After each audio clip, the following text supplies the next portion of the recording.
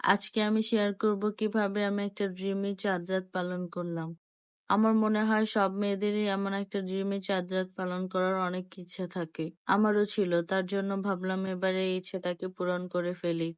আর এই ড্রিমি চাঁদ রাত পালন করার জন্য আমি কি কি করলাম, কিভাবে ডেকোরেশন করলাম, কিভাবে সবকিছু করলাম এটাই আজকে আপনাদের সাথে শেয়ার করব এই ভিডিওতে। আমি বাহির থেকে তেমন কিছু আনিনি। যা বাসায় ছিল ওইগুলো দিয়েই একটা ড্রিমি চাঁদ রাত পালন করেছি। আপনারাও চাইলে আমার মতো এভাবে একটা ড্রিমি চাঁদ রাত পালন করতে পারেন। আমি দুপুরের দিকে একটা কর্নারকে ডেকোরেশন করে রেখে দিয়েছিলাম, যাতে এই জায়গাটায় বসে আমরা মেহেদি দিতে পারি। আর সন্ধ্যায় যদি ডেকোরেশন করতাম তাহলে অনেক বেশি সময় লাগতো। তার জন্য আগেই ডেকোরেশন করে রেখে দিয়েছিলাম। আর ইফতারি করার পরে সবকিছু আরেকটু ডেকোরেশন করে নিচ্ছি, যাতে মেহেদি দেওয়া শুরু করে দিতে পারি। সবকিছুই আমি একটু সিম্পল ভাবে রেখেছি, যাতে বেশি ঝামেলা না হয় দেখতে।